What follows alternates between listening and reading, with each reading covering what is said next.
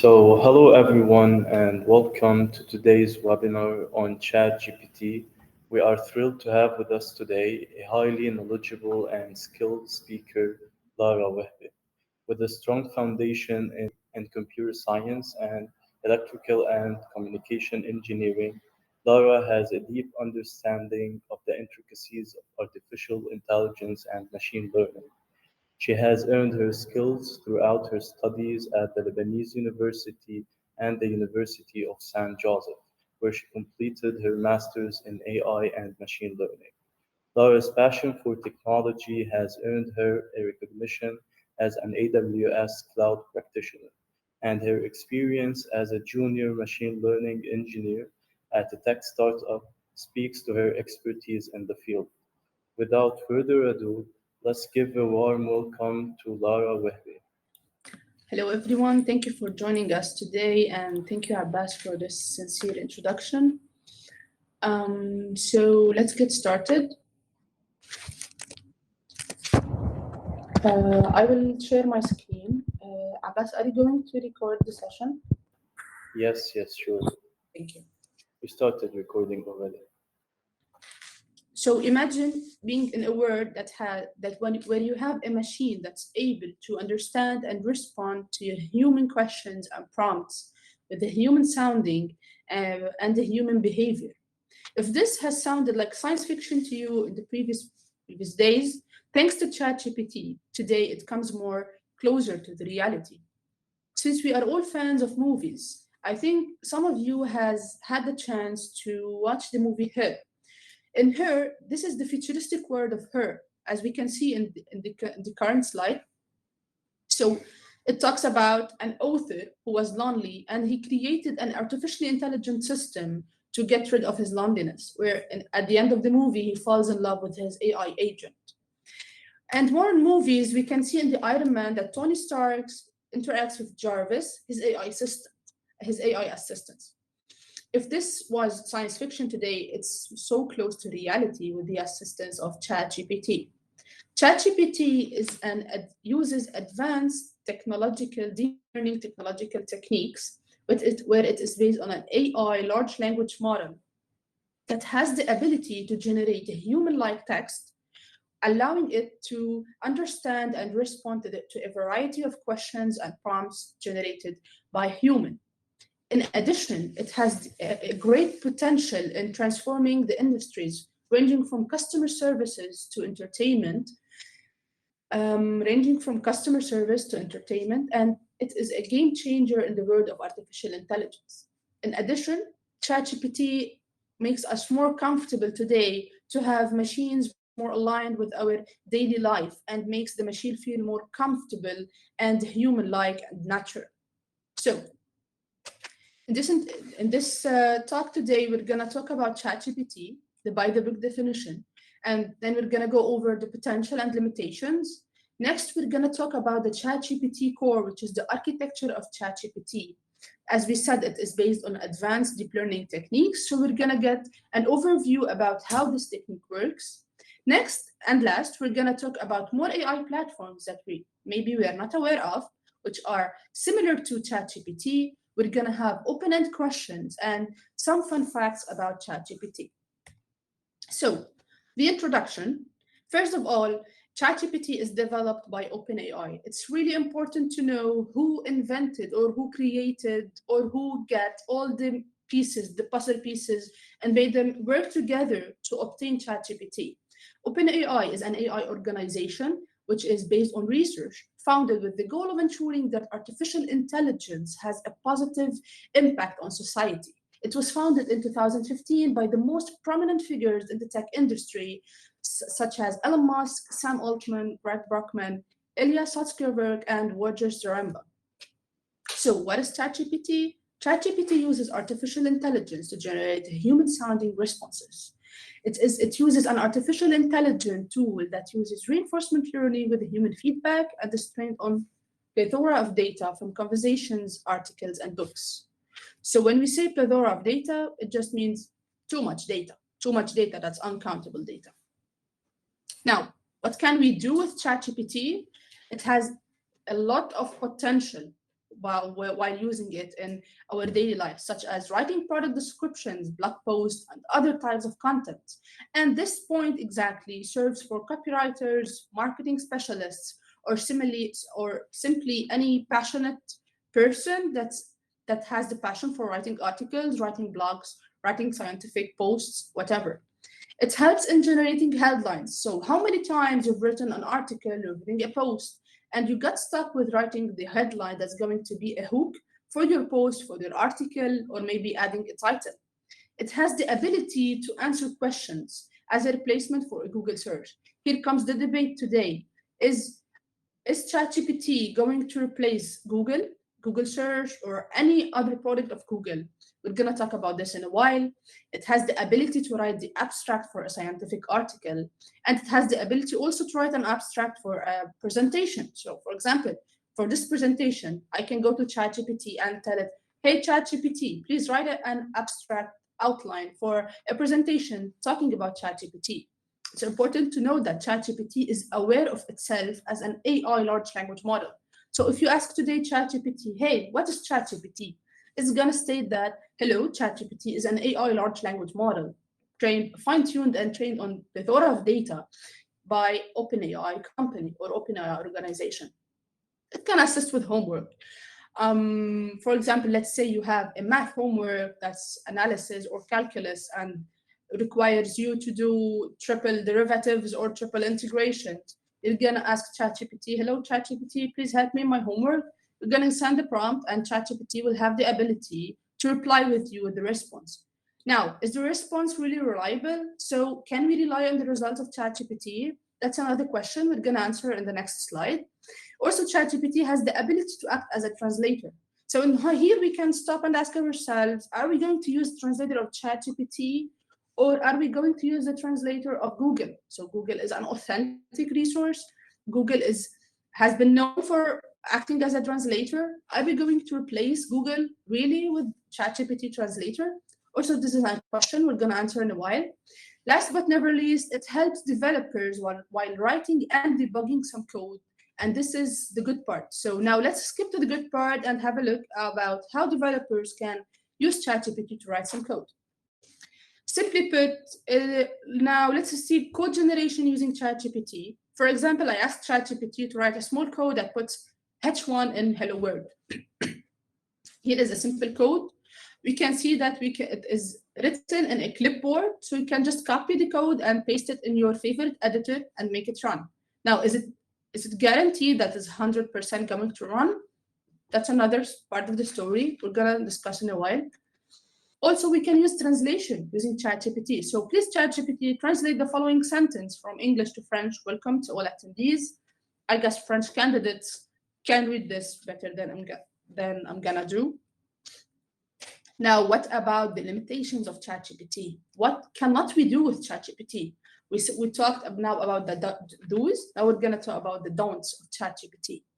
Don't use ChatGPT for unethical purposes, such as how to rob a bank. Now, today, ChatGPT comes with a great responsibility. Great things usually comes with great responsibility. It is really important to note that the usage of ChatGPT is the responsibility of every single human being on Earth. So whenever you use such products for unethical purposes, we're gonna lead the human generation to a disaster or to a crisis or to ethical crisis. This has forced ChatGPT to put some limitations on the output of ChatGPT and on the prompt of ChatGPT. So today, you cannot ask ChatGPT such unethical questions. And even if you try to do a workaround to ask ChatGPT such unethical questions, here it relies on your responsibility as a human to use AI products in an ethical way. Another don't of ChatGPT is creating malwares. Malware is a virus you can send and put on another one's laptop, maybe to take some data, to close some accounts, to take the password of accounts, etc. I guess cybersecurity candidates might help us more on this point. But as a general introduction, you cannot create malwares using ChatGPT. Even if you can enter ChatGPT and tell it, "Hello, ChatGPT. act as a cybersecurity hacker or a cybersecurity specialist and create a malware to do blah, blah, blah. You can do that. But ethically, you should not do that. You should use ChatGPT for ethical purposes only in order to facilitate the human life. Last but never least is relying solely on ChatGPT. And we're going to discuss this point in the second slide and say why we cannot rely solely on ChatGPT. So here comes the limitations of ChatGPT. Why can't we rely solely on ChatGPT? And here comes the answer of the question why we cannot replace ChatGPT with Google search with ChatGPT. Sorry. For some reasons, we have four listed here, but the list is long. So we're going to start with its data has stopped at year 2021. So yes, ChatGPT is trained on plethora of data, on plenty of data. It is conversations, books, articles, online data, Quora questions, Stack Overflow questions, etc. But is it really reliable? No, because it has stopped on year 2021. Try asking ChatGPT, hello ChatGPT, give me the version of Node.js or give me the version of .NET Framework. It's gonna tell you the version that was lastly used in 2021.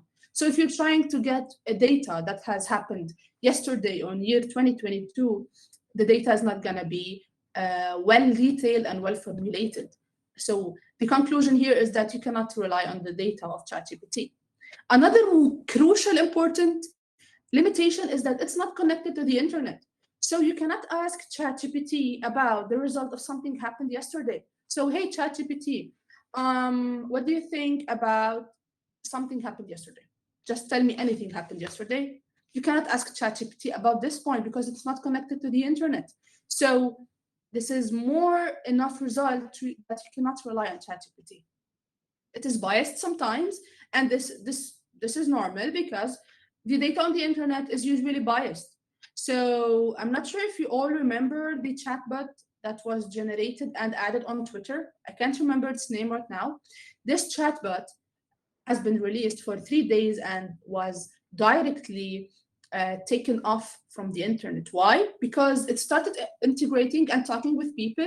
You were able to talk with this chatbot on Twitter, and this chatbot has realized and was trained and learned from the pattern of the text that it has taken from people on Twitter. So it became biased because the internet is biased. You know, some places are biased on and discriminate people on their color, maybe others on their background, on their culture, on their environment. And the ChatGPT is trained on this data. So ChatGPT is definitely biased sometimes. It's not objective. It doesn't give you an objective feedback or an objective decision. So long story short, ChatGPT is biased and you cannot rely on ChatGPT results. The last point is the most important point for me as a developer and as a research candidate in the field of tech. Its results are not always correct. So many times I asked ChatGPT something and it gave me the negotiation as a correct part. Let me give you this example. I asked ChatGPT, hello ChatGPT, please give me 3 reasons why Python is a static programming language. It gave me 3 reasons why Python is a static programming language. Where Python is really not a static programming language, it is dynamic programming language. But the way I asked the question gave ChatGPT enough confidence to say that, yes, this candidate is stating that that Python is a static programming language. So why not? Let's go ahead. This is a great point to realize that ChatGPT goes with the flow. So you can convince ChatGPT that what you're saying is correct, even though it's not correct. So it doesn't have the self-consciousness, let's say. It doesn't have this emotional intelligence to know that this piece of information is missing or this piece of information doesn't make sense. So overall, these are ChatGPT limitations, but they are all centered at one point that you cannot rely solely on ChatGPT. Now, enough talking about what is ChatGPT and what we can do, we cannot do. Let's talk how is ChatGPT built from inside. So what's ChatGPT core? ChatGPT core is made of transformers. Now you can see that maybe what is Transformers? Obviously, it's not the Transformers movie, and that's not the Transformers used in electrical engineering. No, the Transformers is a type of neural networks. We're gonna dive deeper into this part. So Let's start with an AI and deep learning overview and link it to the artificial intelligence. I guess most of us here are aware that artificial intelligence is machine learning is and machine learning is giving the ability for the machine to mimic the human behavior and act as a human to reduce the human intervention. Why do we tend to minimize the human intervention in our tasks? One of the main points is that we can minimize the errors, minimize the errors of the human intervention. So consider The a human efforts, that has, minimize sorry, the efforts, minimize the efforts exactly, and errors. minimize the efforts, minimize the errors, automation of tasks using artificial intelligence that helps you to do more in less time, which decreases the cost, improves the efficiency, improves the results, and so on. So it is really an important aspect in technology that was a game changer 20 years back ago. I'm sure it's more than 20 years, but let's talk about 20 years, which where in 20 years we were introduced to the deep learning, which is a subtask or a subtopic of artificial intelligence. So consider an AI as an umbrella. Beneath it, we have machine learning, deep learning. Reinforcement learning is considered also as a subtopic of artificial intelligence, but most of the time, scientists consider reinforcement learning as a part of deep learning, which we're gonna talk about in a while. Now, what's the difference between machine learning and deep learning? Briefly speaking, machine learning is giving the machine a set of instructions where the machine is going to behave only in this set of instructions. But the machine in this case doesn't have the ability to adapt any changing environment or changing variable in this environment. Let's take the case of y equal ax plus b, the slot function that we have all got introduced into in the high school. This is a machine learning algorithm as simple as it can be, because for any value of x, give me the value of y based on a and b introduced by the user. So this is machine learning in a nutshell, let's say. Now, what if you have a model that you want it to be able to adapt any new changing environment? So let's say, what if x equal x squared? What if x equal x cubed? And so on. Here comes the deep learning. Deep learning, let's say it mimics the way the brain works. So the brain is made of a set of neurons connected together using synaptics. Neuroscientists can correct me if this is wrong, but the whole idea is neurons connected to each other and producing some pattern of how we think about things and how we produce some results. This is the way deep learning works. It is made of set of neural networks mimicking the way that the human mind works or the human brain works. It has the ability to be trained on some data given by the user, given by data scientists and data engineers, and producing a specific part of output. One of these things is the self-driving cars. So the self-driving car is trained on set of parameters that trains the user or trains the machine on, look, okay, look, if you have an obstacle in front of you, you should press brake and stop. The machine is trained on this pattern for a set of neural networks. At the end of the day, it has the ability to stop whenever there's a barrier. Okay, or let's say the hello world of artificial intelligence and deep learning, which is the cat versus dogs. You give the machine a set of images for dogs and a set of images for cats, and you tell the machine, okay, this is the image of a dog and this is the image of a cat. At the end of the day, the machine is trained on these neural networks on the images that has been set as input. And it has a specific neural network with a specific pattern to say that this is a dog and this is a cat. Now, how is all this linked to ChatGPT? ChatGPT is an AI large language model. Large language models are based on transformers, and here comes. We've said about deep learning. It is a machine learning that uses artificial intelligence neural networks to solve complex problems. It can train machines to understand and respond to human language, and that's exactly what ChatGPT is all about. It is also based on transformers. Transformers is a special type of deep learning. It is also made of stacking more neural networks together, producing some sort of output that uses the attention mechanism. What is the attention mechanism? Attention mechanism was invented in the year 2018 in the paper called "Attention is All You Need," where in this case, the transformers were created, which they are neural networks based on attention. Long story short, without diving with too much overwhelming data about the attention, it gives the machine or the neural networks to have attention to a specific part of the neural network instead of going over and over again on all the parts of the neural networks. We're gonna see in a while how this works, but long story short, transformers are created specifically for natural language processing tasks such as chatbots, translation, text summarization, etc. Now, this is an overview of the transformer architecture. It takes some input, it does something inside as a transformer. It transforms the data into a specific output, and then it gives me the output. So this is an input in French. The output is in English. So what is this transformer doing actually? It's doing some sort of translation. It takes an input, it does some encoding. So transformer is made of input, encoder.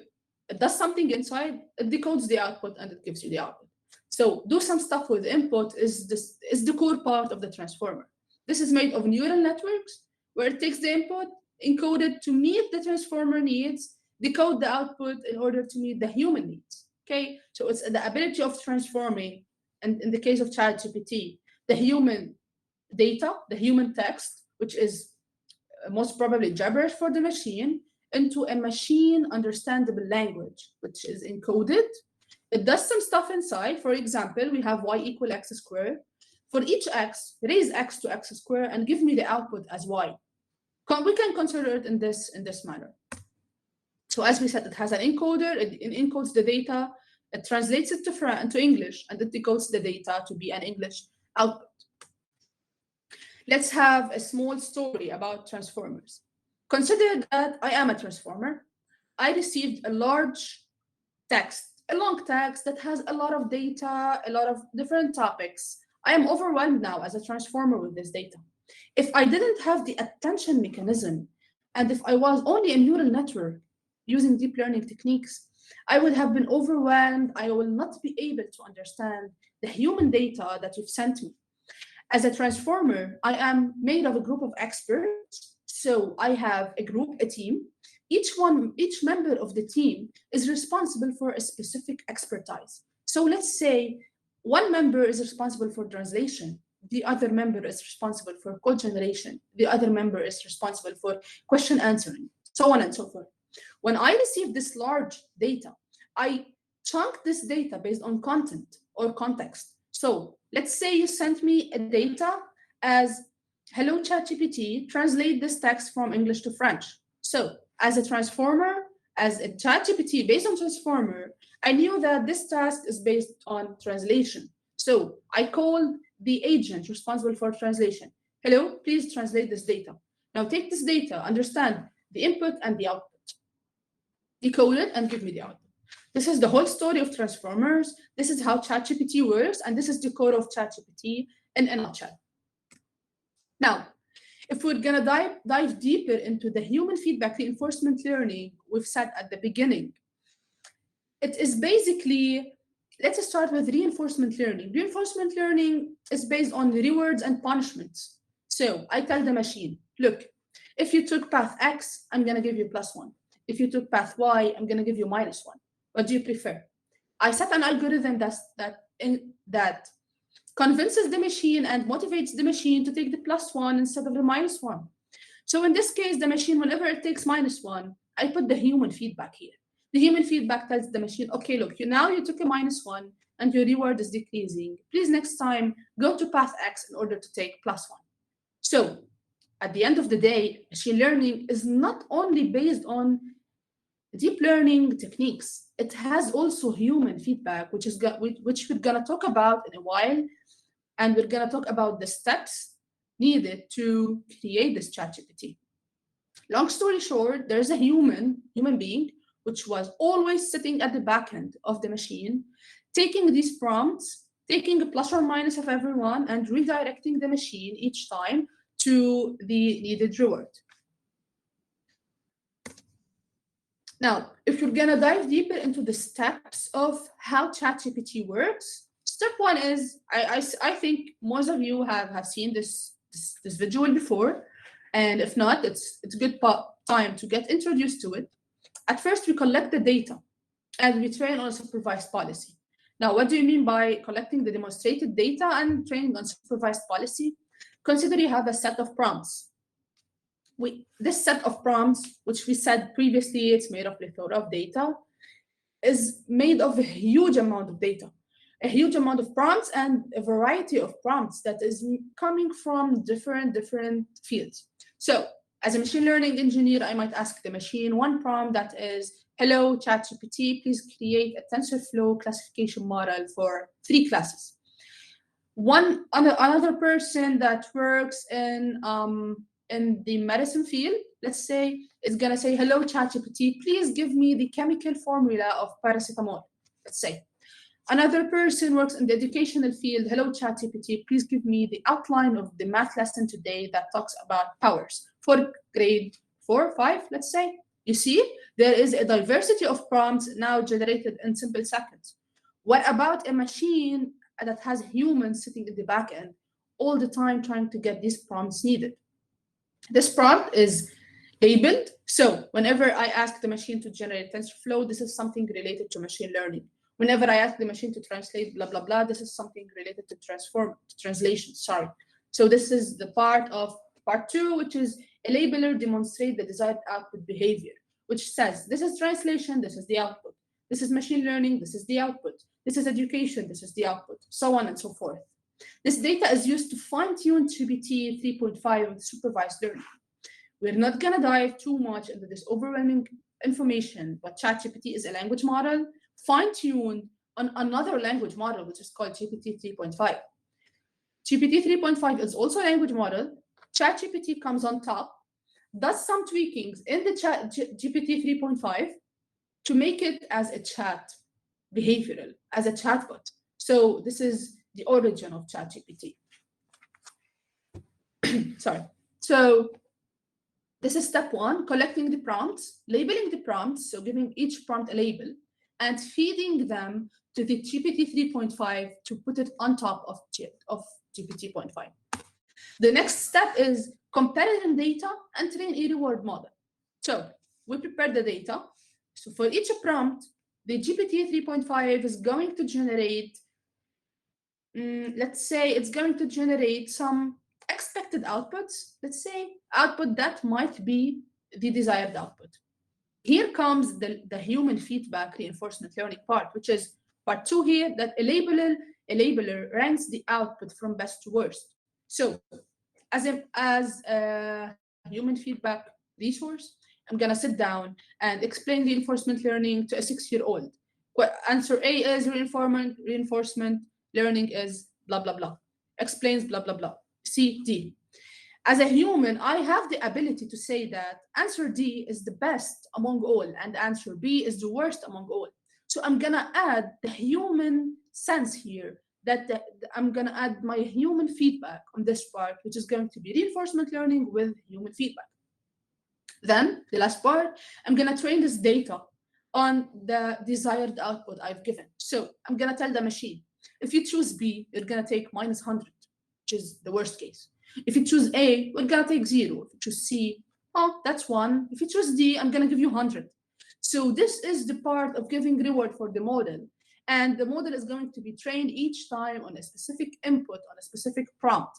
So you can imagine the huge processing that was done for ChatGPT. After training this model to take the reward and to know the desired output of each single prompt trained on, the machine now has the ability to start predicting these prompts. So I'm going to give the machine a prompt, which maybe it hasn't seen it before, but it has some context of something similar, okay? And now it's going to use the reward model it was trained on to give me the output. So step 3, it's the last step. It's optimize a policy agent against the reward model using the PPO reinforcement learning algorithm. PPO reinforcement algorithm is a specific type of reinforcement, which is out of scope. The important part is to know that I gave it a new prompt. The trained model, which is trained now on rewards and punishments or on negatives or positives, it's going to generate an output, which is once upon a time, blah, blah, blah. The reward model is going to choose if this output is really desired, if this output meets the reward we have entered before. If yes, the reward is used to update the policy to say, okay, this now output is really desired, +1.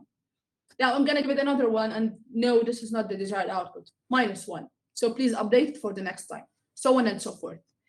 Until you come to a day, which is today, you can ask ChatGPT any single question and it's going to reply in any single answer. The important thing here is that each time you send a question, there's someone sitting in the background doing human feedback reinforcement learning. So ChatGPT has been evolving from the day of release in November 30 until today. So each question you send, each time you try to open a new chat in ChatGPT, you are a part of the process. You are enhancing ChatGPT. Each one of us is part of the process by enhancing ChatGPT in specific and enhancing all the artificial intelligence agents in general. We're going to talk about this in a while. So what's next? Now we know how ChatGPT works. We know what is the core of ChatGPT, and we know what to expect from ChatGPT. Next is, in fact, that ChatGPT doesn't stop here, and artificial intelligence future doesn't stop here. We have a lot of more advanced AI tools that has the same, let's say it's the same effect, the wow effect of ChatGPT, but simply in other fields. Let's take Mirth. Mirth.ai turns the written text into human sounding voice. The demo is amazing. I encourage every one of you to visit Mirth.ai and just test it or just check the demo. Also, it uses artificial intelligence, obviously. It uses some text to speech models, which uses deep learning and uses neural networks. Okay, that takes some input. The input is this voice, this text is generated under this voice. Now, this text is generated under this voice, so on and so forth. At the end of the day, it's able to anticipate the voice of every single given text. The second one is Synthesia.ai. Synthesia.ai is #1 video generation platform that uses artificial intelligence. It has a great ability to transform the given plain text to amazing video that is really mesmerizing. Also, everyone is encouraged to try it out, at least watch the demo. So you can see that it doesn't stop at ChatGPT. It has a lot of advanced technologies in artificial intelligence. Last but never least, the list here is really huge. You can get more than 100 tools generated or created by AI that really change how we see the word, how the word works, and we can use it. Some of them is Crafty.ai, which is an AI copywriting tool with mind-boggling large library for everything you could think of. So I guess marketing specialists are the most people that can get the best of Crafty.ai. Usually in some of the companies, they have marketing specialist, copywriter that spends hours and days, maybe weeks sometimes. I heard this from an advanced company that hired a lot of copywriters and at the end of the day closed the blog part of the product. Why? Because it's time consuming and it's costing them a lot of money. So with Crafty.ai, you only need one copywriter that knows how to use Crafty.ai in order to generate text for copywriting, for blog writing, for post writing, maybe for article headlines, for posts on LinkedIn, on Instagram captions, Facebook, creating tweets, etc. So at the end of the day, AI is not going to replace the human, whereas a human who knows how to use AI is going to replace you. So it doesn't stop here. No, it doesn't stop at ChatGPT. With a simple Google search, AI tools like ChatGPT, you're going to get an endless list in every single field. And today, today AI tools are inside many fields. Some of them is Photoshop. Photoshop has a little part that uses artificial intelligence. You can check more about. So a graphic designer that knows how to use Photoshop and knows how to use the AI part in Photoshop or knows how to use the Synthesia.ai to generate some videos, to generate some visuals, that knows how to use also DALL-E 2, which is an image generation platform, it's also based on OpenAI, is going to be more advanced than a usual or from a master graphic designer. So at the end of the day, it doesn't stop at ChatGPT. Now, that's an open-end question. I encourage every one of you to think of and try to do some Google search to get the best of ChatGPT. ChatGPT starts with prompt engineering. What do we mean by prompt engineering? I'm not gonna say some spoilers. I want every one of you to go and try this part because it's going to change the way you see ChatGPT and the way you use ChatGPT. Prompt engineering is the ability to get the best of ChatGPT by knowing how to send your prompt. So you can tell ChatGPT, hello ChatGPT, translate this to that. This is obvious. It's going to know how to do this. But what if you know how to take what you want from ChatGPT? So you can tell ChatGPT, hey ChatGPT, give me give me a diet plan that for someone that's trying to lose weight. He is X kilograms, with this height, with this lifestyle, etc., etc. This is good. What if you have the ability to put it in a more intelligent way? How to do the engineering of the prompt, where the machine is going to give you more detailed results and more beneficial results. So I encourage every one of you to go now, open Google, put prompt engineering in ChatGPT. You're gonna find endless videos that are gonna help you how to use ChatGPT. It's really important to remind you that you cannot rely solely on ChatGPT data. You have to double check, you have to review the results at the end of the ChatGPT searching, which was previously Google searching. Now we're gonna see fun facts about ChatGPT. Jan Leeken, Meta's chief AI scientist, says this was surprising, really, in terms of underlying techniques. Sorry, ChatGPT.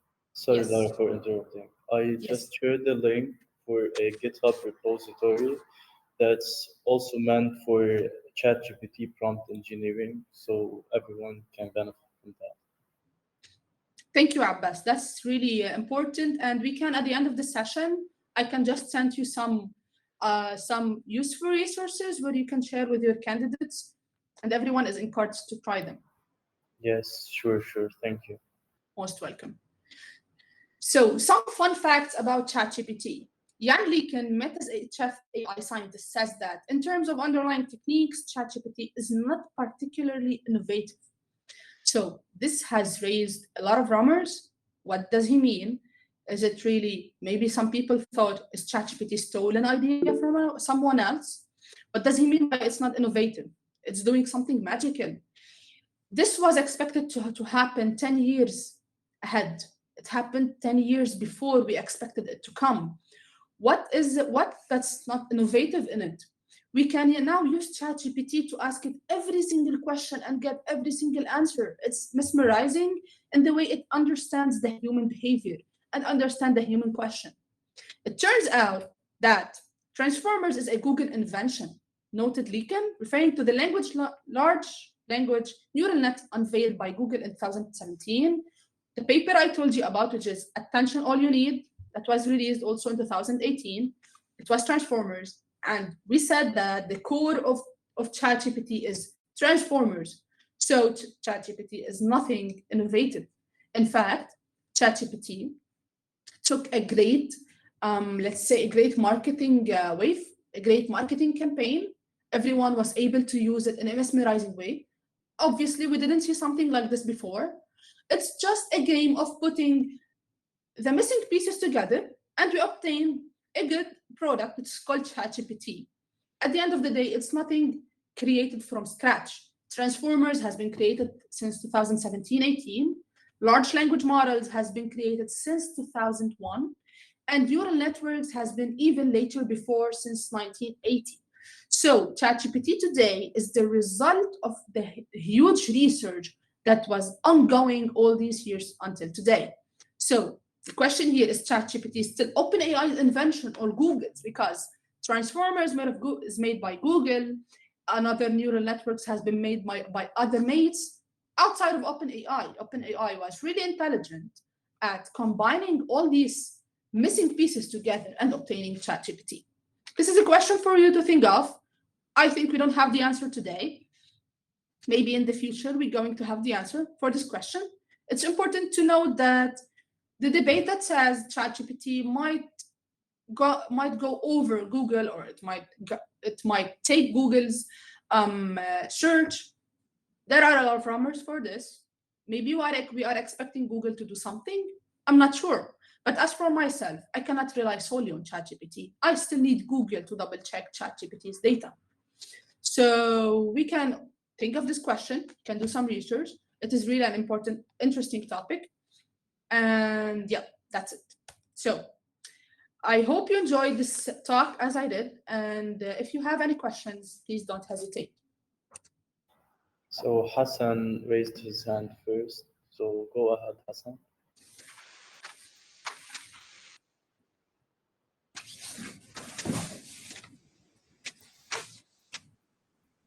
Okay, he already mentioned his question in the chat box. So Okay. he says, does ChatGPT have the same server where it provide us with the same answers? If no, does ChatGPT provide a source of information? Okay. So thank you, Hanan, for attending.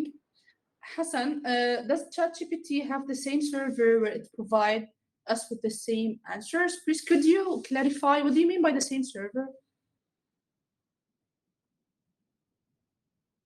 Maybe he means giving us similar answers for our questions. So if Lara asks a question and Abbas asks the same question, will it give us the same answers? Yeah, as in Google, when you ask a question, it provide with the different links, different server. Mhm. So does ChatGPT connected to the same server where if anybody ask the same question, it gives us the same answer? Okay, that's an interesting question. ChatGPT is a neural network. Each time you ask a question, this neural network takes a random weight for its input. This is more technical. So each time it generates a random output. And this random output, it has the percentage of being similar to the previous answer it gave you, but it's not necessarily it's going to be the same answer. So the question is, no, it's not going to give you the same answers each time.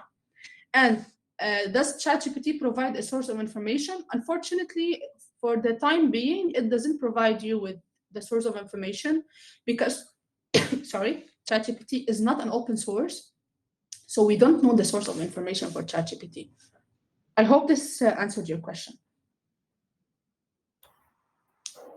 Okay, so Azam asked the same question. Ahmed raised his hand. So go ahead, Ahmed. Good afternoon يعطيكم العافية يا رب. ثانك يو لارا على الجريت سيشن. هو بس مثل ما بقول ريكومنديشن بسيطة بليز. السؤال الأول، الستودنتس عندنا بالبروجكت عم تسأل إنه هو له ابلكيشن على الموبايل فونز انكلودينج ايفون او اندرويد. حكت جملة كتير مهمة لارا about انه نحن ما فينا نستخدمه ب unethical operations، قصص مش يعني ما فيها سيف. بس التنويه اللي انا كثير بفيدني اسمعه اذا بتناقشوني فيه من بعد امركم، وانا كثير بعتبرها مساله غايه بالاهميه. اليوم من خلال جزء من يعني part of our work بالسايبر سيكيورتي and the awareness and protection part، انا دائما بفضل ما نشارك تشات جي بي تي بالبيرسونال انفورميشن تاعتنا. هلا اوكي هو عم بيقول انه عاطي السيف سايد بالموضوع، انه ممكن يصير قصص مش مزبوطه، بس انه ما بنعرف شو بصير بالورد وايد، انه مثلا تصير في ترابط اشتراك بالمعلومات. واللي بفضله انا كمان انه ما نروح معه بالاكستريم، هو مثل هيلبر لنا وبس، مش اكثر. وثانك يو، اعطتني كثير معلومات مفيده ومهمه. هو مثل صار مساعد لنا بشغلنا، يعني بيعطينا افكار نقدر نطور حالنا كيف نستفيد ماني وايز. ثانك يو لارا كثير لك. Thank you, Ahmed, for attending. Thank you for your valuable addition. صحيح, we should not provide ChatGPT with any sensitive information because ChatGPT is like an internet service. You are providing it information and you don't know who is actually looking on the information. ChatGPT can be a helper. Exactly. ChatGPT can be a helper for you in this process. Definitely. It's going to be a helper. It's going to give you ideas. For example, for copywriters, they get to a stage which is called a block stage. They don't know what to write next. Yes, ChatGPT is a great helper in this case. But since ChatGPT is not an open source, so you don't know what's going behind the hoods, you should never share sensitive data to ChatGPT. Exactly, yes. Thank you, Ahmed. Thank you, Lara. Thank you.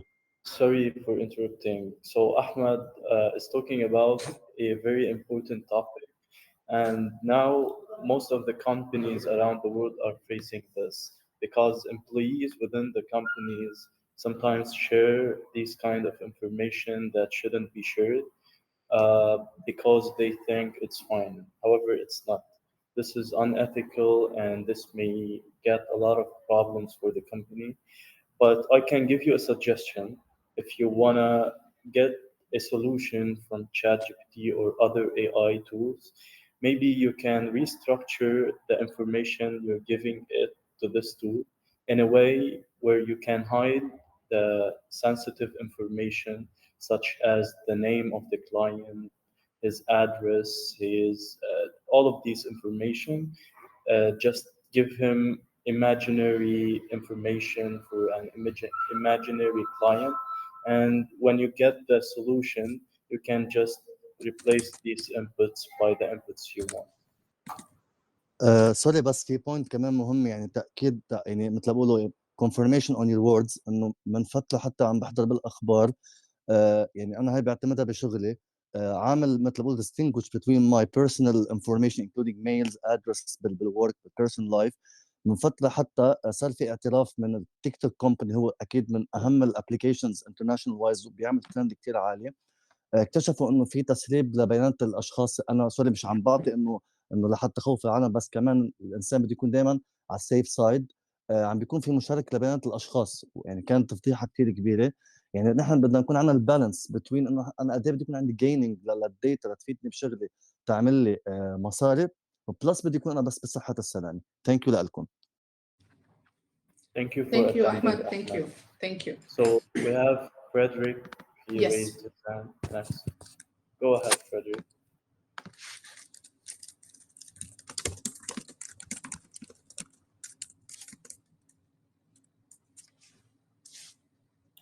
Are you still with us?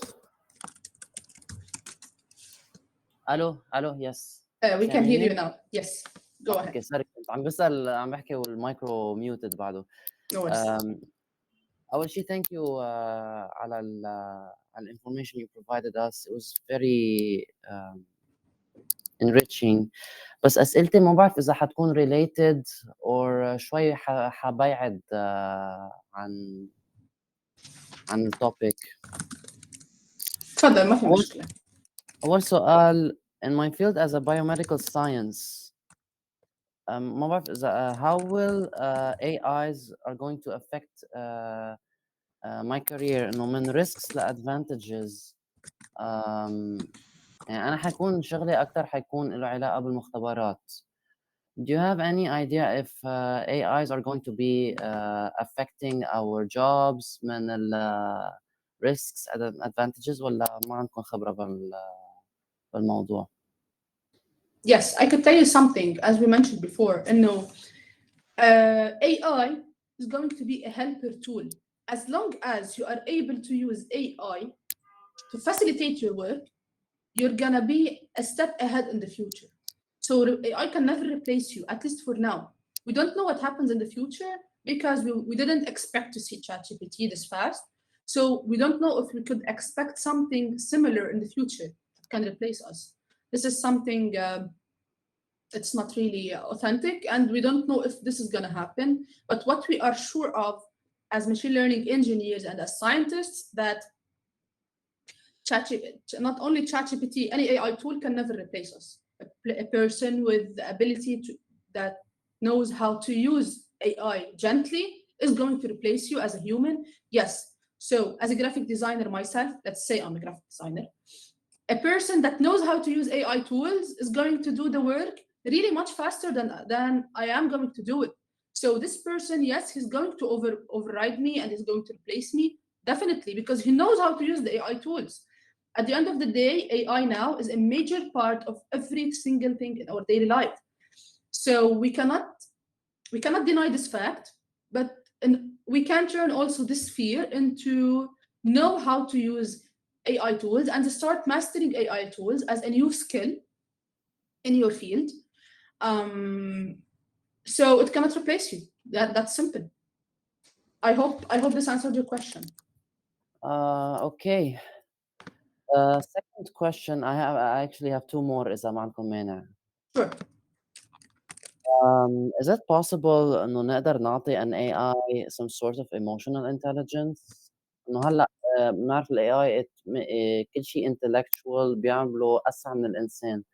Is it possible to give it an emotional intelligence, the ability to be more empathetic towards يعني نوعا ما حيصير behaviors تقريبا شبه إنسان بعد شوي. Okay, that's a good question. The machine can be trained on having emotional intelligence, but it can never have this emotional intent. So how many times you have the feeling, I'm not sure if this is answering your question. Let me know in a second. How many times you have the feeling of, okay, I don't know how this works. I just felt that I have to do 1, 2, 3, so it worked. This is something you cannot train to the model. The model cannot say, I felt that it has to work like this. إنه بالعربي يعني حسيت إنها بتمشي هيك، ما بعرف إجاني إحساس إنه أنا لازم أعمل هيك أو مشيت. I see. إيه. Does this answer your question? Exactly. Instinct. Instincts, subconsciousness, consciousness. The model can never have the consciousness of the human. So the model can never reach to a place to replace the soul of the human. It can replace the behavior, it can replace the acts, the outcomes, exactly, yes. And this is what we are seeing today. But it can never replace the soul of the human, the behavior of the human, the way of adding the emotional sense inside of every single act we do. I hope this answered your question. Yes. Almost, man. It intrigues me to more questions. بعدين. Actually, Frederick, you can reach me on LinkedIn. This is my link in the chat. And everyone, you are most welcome to reach me out. Any question you have related to ChatGPT in specific and AI tools in general, you are almost welcome to reach me out at any time, and I'll make sure to get back to you ASAP. And we can have any conversation you want. Thank you.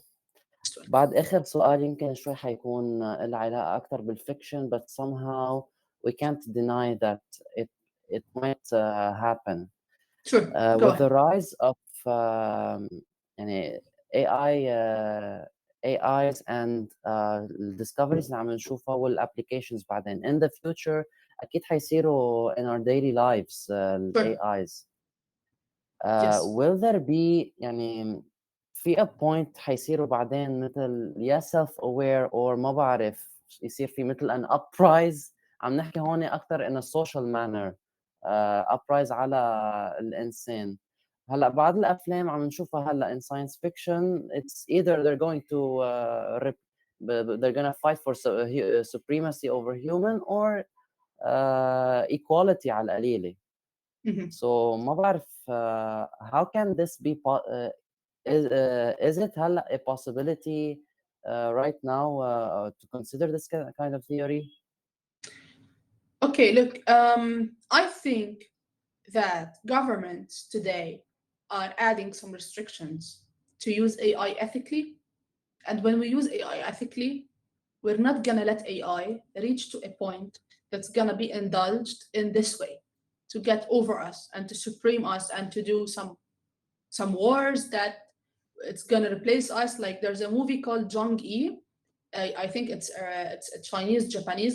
I don't distinguish between these two, but it's some Asian movie, let's say. Yes. It works on studying the patterns of a soldier that has died, didn't die, that has went into a coma. This soldier was the greatest human combat that was able to fight the soldiers. So the scientists were studying the patterns of the soldier in order to create an AI combat to fight the AI, because the AI was trying to surpass the humans and kill the humans and have their own kingdom, let's say. Okay. This is science fiction, and it's close to the idea you are trying to address. But let's think of it. In order to have the machines to surpass the humans, You need a human to give the machine this ability. Okay, and I think humans are more intelligent than going to this place. So you have to train the machine to surpass humans. And to train it on this thing, you need the humans to train the humans that want to train the machine to surpass the humans, so on and so forth. This is not something that's going to happen, at least in the coming stages, because we are trying to use AI for our favor. So as we remember, as I told you about the Twitter bot that was released 3 days and it was taken out of the market, and another chatbot was called Galactica. I remember it was generated also by Meta. Also, it took only 2 days and then was also taken off from the market because one was unethical, the other one was biased. They both have had some problems with that wasn't healthy for a human. So I think governments are really working on this part because we don't want to reach a level where we have to fight artificial intelligence. لأنه I've also seen some videos عم depicting شايفين هيك like a dog robot بيكون يسموه like a dog robot عم يمشي و a similar design بس humanoid form. Two humans عم بيضلوا يعملوا مثل هيك إنه try to catch this object كل شوي عم مثل it's almost like a scene of bullying تقريبا. Somehow the robot he somehow had it with running around catching مثلا the ball from the humans لآخر شيء ما بعرف شو صار يمكن error أو شي شغلة بالبروجرامينج لراح هجم على ال soldiers. فمشان هيك هذا بيطرح سؤال إنه could AIs go rogue in this case? At the end of the day, it's only a game of government. The government has to put some restrictions, some rules that says AI should never outpath or outsource the human. It should never go over the human. You know, this is a game. This is really a game of government. I see. Yes. Thank you so much. Thank you, Frederick, for your questions. I think Azam has asked a question about will ChatGPT replace the programmer work in general because it can write code and it can develop in the future. Okay, look, I've heard from a lot of fellows that doesn't know Python, they know other programming languages. They were able to create Python code using ChatGPT in a matter of seconds. It wasn't something really great, okay? Yes, it has the ability to write code as a developer. Yes, it has the ability to debug as a developer, and sometimes more better than developers. I myself use it on a daily basis as a developer. But at the end of the day, it does some mistakes. It does something that doesn't work, that needs a human intervention and a human ability. So how can I get this to be more into work? As a developer, I need a developer that knows how to use ChatGPT and has enough knowledge in programming to use ChatGPT to develop applications and to generate code and to know where to put this code, where to put this pattern, where to put this snippet of code. So the thing is, programming is not only about coding. The coding part is maybe 20%, 30%, let's say, of developing code. The programming part is about designing the solutions for the problems, is about transforming the business requirements into technical requirements and having the ability to know where to put this, where to put that, when to use this, when to use that. A person without this knowledge, without this background, will never be able to use ChatGPT to be a programmer. Maybe, yes, he can use ChatGPT to write some code. Yes, maybe he can use ChatGPT to create a Sudoku game using Python and some GUI, fancy GUI for it, and link it to it, and then use it. Okay, yeah, that's fine, but it can never replace a human. I mean, you can think of it. Give your small brother the laptop with ChatGPT and tell him, hello, okay, please generate some code that can create a responsive website. Considering that your brother is aware enough on how to create a responsive website, he's going to get a code.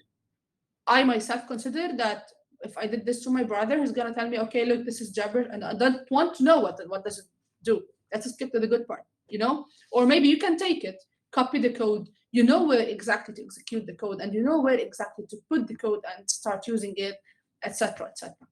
I'm not sure. I hope this answered your question. Please feel free to add something more.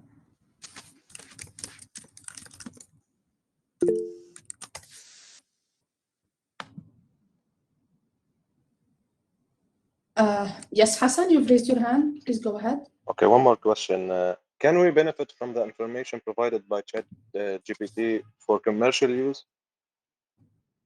Could you please explain more? Like, can you give me a use case of what you're trying to say? Like, if we ask for generating a code, can we use it for our business and share it? Yeah, why not? At the end of the day, ChatGPT for now. There is no copyright, right? For now, no. I mean, if you want to say this, like, so ChatGPT needs to give copyright for every single source of information it used to train the data. This was a debate sometime that ChatGPT has used the data on the internet. Who gave ChatGPT this authority to use this data in order to produce ChatGPT? That's why I told you that we are all part of the process. Every single thing we did on Google, every single thing we did on Quora, on Bing, on every single thing we did on the internet, online, we are part of the process. We are part of all this AI success story around the globe. We are part of this game changer. So at the end of the day, this data generated, I'm sure that in at least 0.0001%, you are part of generating this data because your data is online and you use this data to get more answers before. Now, ChatGPT used this data to train itself and generate more data. The question I asked ChatGPT about in November 31, ChatGPT today, or December 2, ChatGPT today used this data in order to help you today generate your data. So I am part of the process. And if you want to give some copywriting, you're going to give it to me and I'm going to give it to you and we're going to give it to everyone here and everyone in the globe. So we are part of the process. So long story short, answering your question by yes or no, no, you don't have to give it the copywriting, at least for now, because for now it has a free version that you can use. Yes, there is a paid version that's going to be up and I'm not sure when. They have just announced that they're gonna have a paid tier, but so far until now we don't have copywriting. No. And also this debate exactly happens in Midjourney. I'm not sure if you're aware of this one, but you can try it out. You can put on Google Midjourney and see it generates images, high quality artistic images, drawing. It is amazing and mesmerizing. But this Midjourney is trained on all the artistic data online. Who gave the authority to Midjourney to train this data on the artist's work? No credits for any single artist. So if someone needs to give copywriting credits, these big companies should start by giving these copywriting artists. And also copywriting for artists, copywriting for writers, copywriting for every single one using the internet. I'm not sure if this is feasible. And this is a debate because this data is not open source. This data is not online. So no one knows exactly what data is used. And sometimes there has been some time that some artists did this revolution over the companies that are using artistic work to generate these artists and this data. I hope this answered your question. Yes, thank you so much. Most welcome. Okay, guys, if no one has any more questions, we shall end the session. We already exceeded the time limit. Thank you a So- lot, Lara. Thank you a lot, صديقنا. Thank you لكم. Thank you guys for attending. We were happy to have you with us, and hopefully we'll do more events of this type in the future. Thank you, Lara, for this amazing presentation. It was really helpful and fruitful at the same time. Thank you everyone for attending, and special thanks to IEEE LIU for organizing this event. Goodbye.